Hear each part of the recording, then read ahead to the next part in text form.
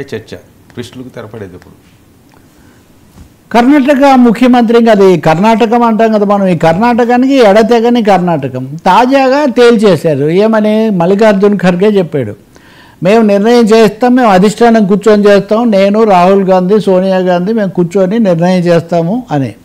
ఇంత లోపల ఇక్కడేమో సిద్ధరామయ్య ఇప్పుడున్న ముఖ్యమంత్రి, అక్కడేమో ఆయన డికే శివకుమార్, వీళ్ళ మధ్య యుద్ధం జరుగుతూ ఉంది.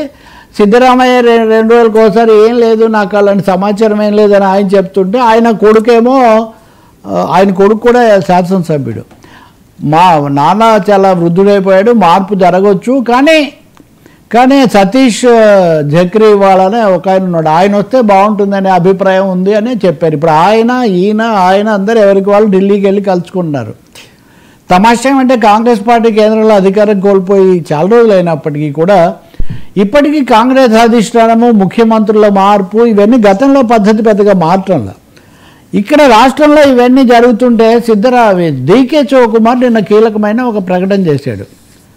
నాయకత్వ మార్పు గురించి ఒక రహస్య ఒప్పందం ఉంది. It is a confidential agreement between us, very important people మధ్య ఈ కాన్ఫిడెన్షియల్ అగ్రిమెంట్ జరిగింది.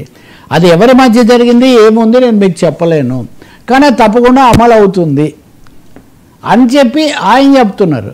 కాబట్టి ఇప్పుడు ఇక్కడేమో రాహుల్ గాంధీ చూసారా మళ్ళీ వచ్చేసి ముఖ్యమంత్రులను ఆయన మార్చేస్తున్నారు అనే ఒక భయం దీంట్లో కూడా బయలుదేరింది. కాబట్టి కర్ణాటకలో కాంగ్రెస్ పార్టీ ఇంకా ప్రశాంతంగా ఉండేట్టు కనిపించట్లేదు.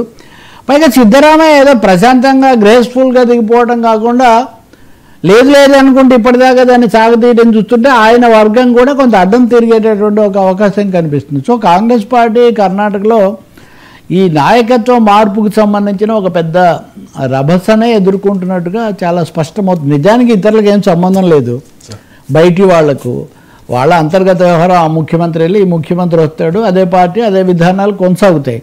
కానీ దీన్ని ఇంత పెద్ద చేయడంలో కూడా రాజకీయం ఉన్నట్టు కనిపిస్తుంది. ఆఫ్టర్ ఎఫెక్ట్స్ ఏముంటాయి అంటే దేశమంతా ఇందిరాగాంధీ చీటీ రాసి పంపిస్తే ముఖ్యమంత్రులు మార్చవచ్చు అన్న కాలం కాదు కదా ఇది.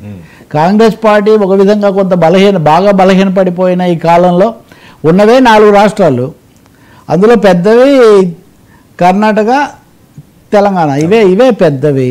సో ఇది శివకుమార్ అంటే రేవంత్ రెడ్డి మీద ఎఫెక్ట్ పడుతుందని మళ్ళీ ఒకటి వీళ్ళిద్దరు ఫ్రెండ్స్ కదా, అప్పుడు ఆయన కోసం ఈయన చేశారు. మొత్తం మీద ఇప్పుడు ఖర్గే ఆయన కర్ణాటక మళ్ళీ ఈరోజు బెంగళూరు వెళ్తాట, 2 రోజులు అక్కడ ఉండి ఢిల్లీ వస్తాట. వచ్చిన తర్వాత ఈ విషయం చర్చిస్తామని చెప్తున్నారు. ఇంకొకటి ఏమో ఎన్ని చెప్పినా రాహుల్ గాంధీయే నిర్ణేత కాంగ్రెస్ పార్టీలో అనేదైతే ఆయన ఒక మెసేజ్ పంపించాడండి శివకుమార్కు, నువ్వేం ఢిల్లీకి రావద్దు, నేనే అవసరం అయినప్పుడు నిన్ను పిలుస్తానని.